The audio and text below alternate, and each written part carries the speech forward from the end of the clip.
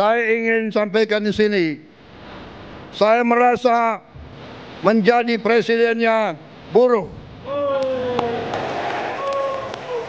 presidennya petani, presidennya nelayan, presidennya orang yang susah.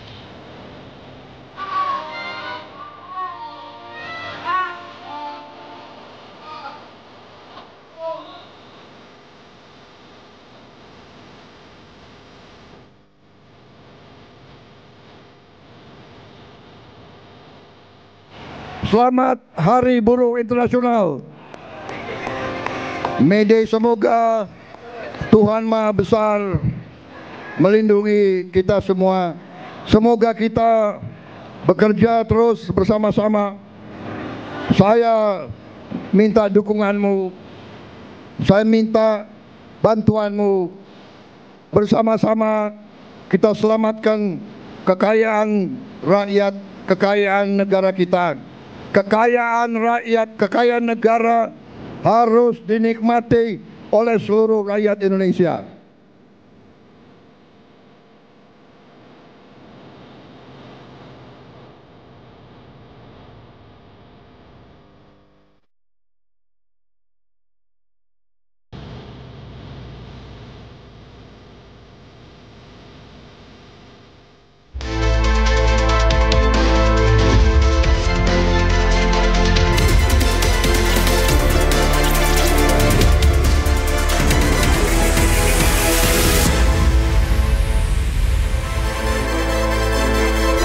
Selamat siang pemirsa. Di Hari Pendidikan Nasional, pertama kalinya wajib militer untuk anak bermasalah digelar.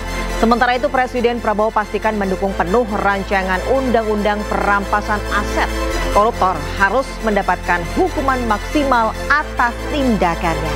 Dan selain informasi tadi, kami juga akan hadirkan beragam informasi menarik dan terkini terkait kebijakan hingga kegiatan para pemimpin bangsa. Bersama saya Desvita Bionda, inilah Pemimpin Rakyat, Pemimpin Beraksi, Rakyat Awasi.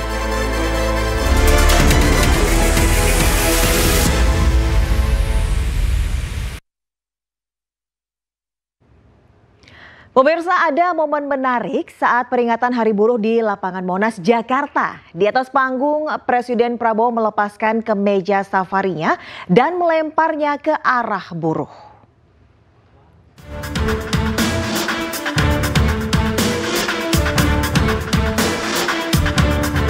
Presiden Prabowo Subianto menunjukkan aksinya saat menghadiri peringatan Hari Buruh Internasional di kawasan Monas, Jakarta.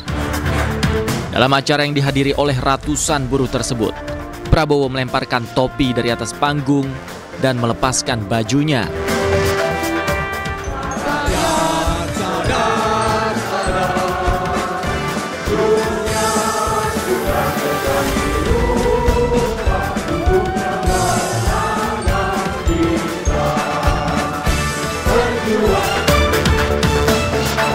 Aksi Prabowo disambut sorak-sorai para buruh yang hadir di Monas. Di hadapan buruh, Prabowo menyampaikan pesan penting tentang nasib pekerja Indonesia. Salah satunya adalah menghapus sistem kerja outsourcing yang akan ditinjau lebih lanjut oleh lembaga terkait. Kita juga atas saran dari pimpinan buruh, atas saran dari Pak Said Iqbal dan Pak Jumbur, kita akan segera membentuk Satuan Tugas PHK. Kita tidak akan membiarkan rakyat kita tidak akan biarkan pekerja-pekerja di PHK-kan seenaknya. Usai berpidato dan melepas baju safarinya, Prabowo langsung naik ke mobil dinasnya. Dari atap mobil yang terbuka, Prabowo melambaikan tangan dan melemparkan baju pada para buruh sebelum meninggalkan lokasi acara. Dari Jakarta, tim liputan iNews melaporkan. Pada peringatan Hari Buruh, Presiden Prabowo Subianto mendukung usulan mengangkat Marsinah sebagai pahlawan nasional. Marsinah adalah aktivis buruh yang tewas dibunuh karena memperjuangkan hak-hak pekerja di Sidoarjo, Jawa Timur. Juga atas usul dari pimpinan tokoh-tokoh masyarakat, mereka tokoh-tokoh buruh, mereka sampaikan ke saya, Pak, kenapa sih pahlawan nasional nggak ada dari kaum buruh? Saya tanya, kalian ada saran nggak? Coba kalian berembuk, usulkan pahlawan dari kaum buruh. Dan mereka sampaikan, Pak, bagaimana kalau Marsinah, Pak? Marsinah jadi pahlawan nasional. Asal seluruh pimpinan buruh mewakili kaum buruh sepakat, saya akan mendukung Marsinah menjadi pahlawan nasional. Pemirsa, Hari Pendidikan Nasional ditandai dengan dimulainya program wajib militer untuk anak bermasalah di Jawa Barat. Purwakarta pun menjadi kota pertama yang menjalankan program ini.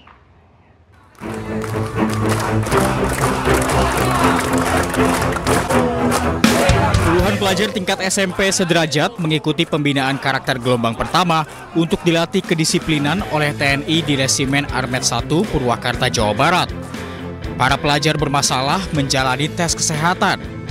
Pemerintah Provinsi Jawa Barat akan melibatkan peran aktif dari TNI dan Polri. Bahkan 30 hingga 40 barak, ruang makan dan ruang belajar disiapkan untuk mendukung keberhasilan program ini. Gubernur Jawa Barat Deddy Mulyadi pun sempat berbincang dan menanyakan kesiapan para orang tua murid. Bu, ceritakan masalah yang dihadapi oleh anak ibu apa? Ini Pak, aku sih sering ikut tawuran. Tawuran? Di mana? Di sawah. Di sawah sama siapa? Sama teman-temannya. Antar SMP kemudian atau bukan SMP? SMP ya. Kamu biasa berkelahi sama siapa? Tongkrongan ya. Sekarang itu yang agak ganas-ganas usia SMP. Yang membunuh, yang menusuk usia SMP. Ibu kalau oleh ibu sendiri menangani bisa nggak? Nah, biar orang tahu ya kan, biar orang tahu ini ibu menangani oleh ibu bisa nggak? Enggak Pak, makanya saya mempercayakan program ini untuk anak saya, mudah-mudahan anak saya jadi lebih baik lagi. Jadi ibu sendiri sudah nggak sanggup? Sementara itu, Menteri Pendidikan Dasar dan Menengah Abdul Muti tidak bersedia memberikan keterangan atas kegiatan ini. Perspektif pendidikan tuh perlu nggak sih, urgensi nggak sih? Saya soal itu no comment dulu ya. No comment dulu, teman-teman wartawan coba cari pakar pendidikan yang lebih top dari saya ya. Kalau dari Bapak tapi Belum. Kami juga baru tahu itu kan juga dari media saja kan, jadi kami belum tahu. dia nggak Jadi bicara sama Pempus ya? nggak ada. Jadi saya hanya tahu itu dari teman-teman media justru. Jadi kami no comment dulu soal itu. Para pelajar bermasalah akan mengikuti pembinaan selama 14 hari. Sedangkan sasaran utama dari program ini, yakni siswa yang mengalami kesulitan saat dibina oleh sekolah atau mereka yang terlibat dalam pergaulan bebas dan tindakan kriminal. Tim Liputan, iNews melaporkan. Ya, pada Hari Pendidikan Nasional ini kasus perundungan atau bullying masih banyak terjadi di dunia pendidikan. Mirisnya, bullying tidak hanya terjadi di sekolah, tetapi juga di perguruan tinggi.